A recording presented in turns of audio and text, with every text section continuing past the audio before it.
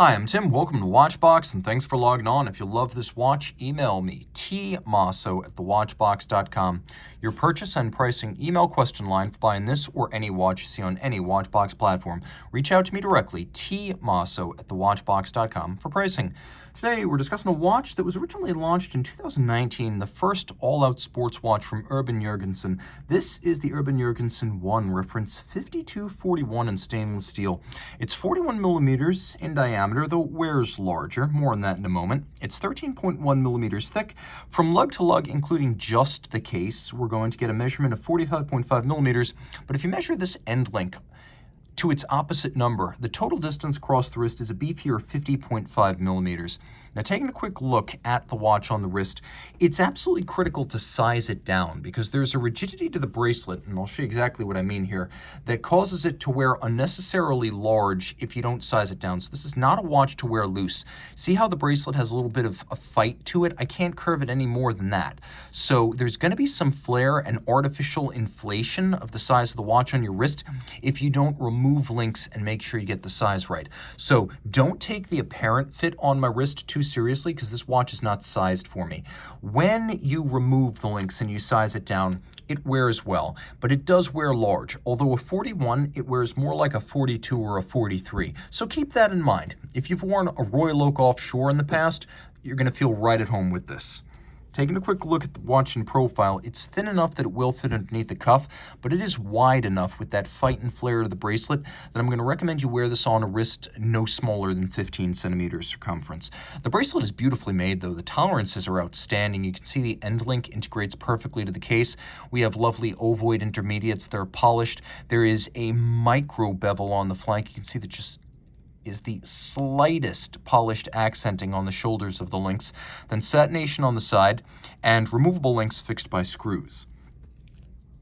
You can see there are several removable links, and then the tolerances of this bracelet incredible, to the point that it is one of the most stout and solidly constructed bracelets, at least the feel in the hand, that I have ever encountered. You can get that sense that this watch cost money to make. Now, there is a lovely taper to the bracelet. That's always a sign of attention to detail. Companies that give short shrift to bracelet design always forget the pronounced taper. The case band features lugs that do step out from the case design, so it's not a full integrated lug profile, and you can see that break is sharp and dramatic. The watch is mostly of satin finish, though you will note that there are polished accents on the bracelet, the crown, and the bezel. The bezel features a vertical step on its side and then a shallow conical profile. The crown, which features the Urban Jürgensen logo, is a screw down. The watch is 120 meters water resistant. The dial is a lovely, not quite navy blue, but let's say aged ultramarine. That's probably the best way to describe it. We have faceted individual hour indices that have sharp faceting and twinkle like cut gems, and then a very idiosyncratic set of hands at center that aren't quite like anything else I've encountered. Now, you also note that the typeface used on the date disc is quite attractive and unconventional, and this being a sports watch, it does have plenty of luminescence. You will find no shortage.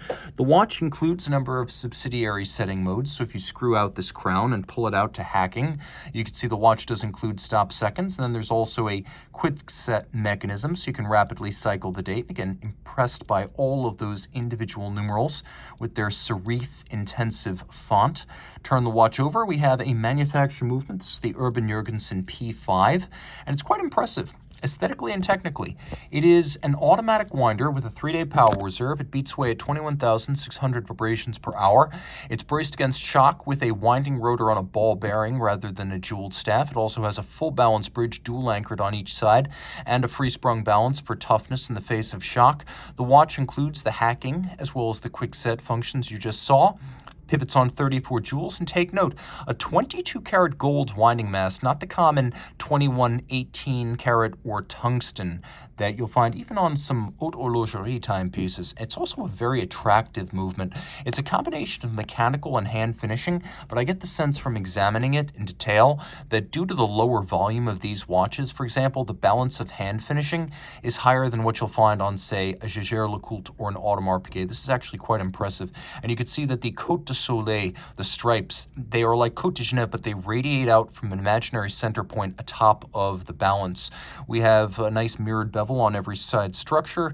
and then blued screws in several different sizes used, along with satination on the wheels, the bridge for the escapement, and then there is a satination of the base plate below the bridges. It is quite attractive. And once again, all water resistant to 120 meters. Reach out to Team Mosso at thewatchbox.com for purchase and pricing details.